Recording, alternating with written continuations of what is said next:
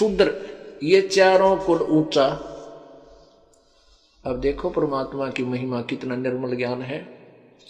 ब्राह्मण, बणिया, अक्षत्रिय, शूद्र ये चारों कुल ऊंचा। इनमें शूद्र को नीच नहीं कहा प्रभु ने, क्योंकि ये तो केवल एक कर्म है। आप अपना कर्म, जो हमारे जो कर्म विभाजित किए गए हैं, उन कर्मों के आधार पर उसमें कोई छोटा बड़ा नहीं होता। अब जैसे एक मुख है, अपने शरीर का अंग है, हाथ हैं और पैर हैं, पेट है, ये है तो अपने ही अंग। इनमें पैर नीचे हैं तो क्या ये पैर हमें लेकर चलते हैं, पैर जमीन पर रखे हैं, क्या ये नीचे हैं? ये बुरे नहीं है, ये ऊंचे हैं, अच्छे हैं। ऊंचा माने अच्छा। और जैसे हमारा जो विसर्जन पॉइंट है यानी गुदा है, हम जब टट्टी जाते हैं, पेशाब करते हैं, क्या वो नीचे अंग है? क्या वो बुरे हैं? नहीं, अंग बुरे नहीं। जैसे हमारे कहीं पर भी कोई दर्द हो जाता है, यदि कैंसर हो जावे गुदा में, तो क्या ट्रीटमेंट नहीं कराओगे? जान निकल जा, कलजा पट पटावे, एक जैसा ही दुख होगा, क्योंकि वहां से भी हमें जान जाएगी। तो ऐसे ही ये चारों जो वर्ण हैं, ये एक ही अंग है। इसमें ऊंचा नीचा कुछ नहीं। इनके कर्म विभाजित हैं, वो अपने कर्म को सही, वो आवश्यक हैं और वो सही हैं, ऊंचे कर्म है वो। यदि किसी के टट्टी का बंदा पड़ जाए, किल की मारे, बता क्या गुदा बुरी है?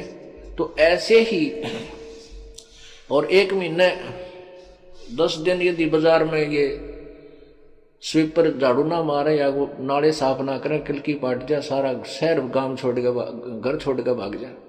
तो ये नहीं कहना कि ये नीचे नहीं है, ये बुरे नहीं है, ये हमारा सब एक समाज अंग है। ऐसे ही परमात्मा ने समझाने की चेष्टा की है कि ब्राह्मण, बणिया, अक्षत्रिय, शूद्र ये चारों कुल ऊंचा, और निग्रह द्वारा न जावे योगी जो जत इंद्री सूचा। जो निग्रह, इन चारों कुलों में यदि कोई गुरु विहीन है, जिसका सदगुरु नहीं है और वो भगवान भक्ति नहीं करता है, इनके द्वार पर मंगन भी ना जाइए, चाहे वो कितने ऊंचे हैं, कितने अच्छे हैं। क्योंकि जो परमात्मा की भक्ति नहीं करता, मनुष्य जीवन पाकर, वो पहला दोषी है, भयंकर अपराधी है वो। और यदि कोई साधना भी करता है और पूर्ण संत से नाम, नकली गुरु से, जिसने गुरु नहीं बना रखा और भक्ति करता, वो भी अपराधी है। और जिसने गुरु नकली झूठे बना रखे, वो भी महाअपराधी है। अर्थात भक्ति जो करते हैं वो गुरु बनाकर करें, तो फिर कोई दोष नहीं वहां जाने से, खाना खाने से के उद्देश्य से वहां किसी कारण से आप रुक जाओ किसी के घर में और खाना खाना पड़ जावे, तो वो दोषी नहीं है। अब यहां पर आपके मन में बड़ी शंका आ जाएगी कि हमारे तो रिश्तेदार भी नाम ना ले रहे हैं और भी कोई नाम नहीं ले रखा, हम तो मर गए ना। ऐसा कुछ नहीं। जैसे आप रिश्तेदारी में जाते हो या किसी कारण से रास्ते चलते किसी के घर रुक जाते हो, तो आपको परमात्मा ने, क्योंकि आपका उद्देश्य केवल वहां पेट भरने का नहीं है, आपका उद्देश्य किसी कामवश वहां गए हो और वहां रुकना भी पड़ जाता, खाना खाइए उनके, लेकिन खाद्य पदार्थ खाइए, अखाद्य ना खाइए। जो साधारण भोजन खाइए, वेज खाइए, यानी वैष्णव भोजन खाइए। और फिर परमात्मा ने आपको मंत्र दे रखा है, उसका जाप कीजिए और अन्न देव की आरती दे रखी है, वह आरती कीजिए। आरती अन्न देव तुम्हारी जा से काया पड़े हमारी, रोटी आदर रोटी अंत रोटी ही को गाँव संत, रोटी मध्य सबसे साथ। ऐसे हम प्रतिदिन खाना खाने के बाद आरती करते हैं।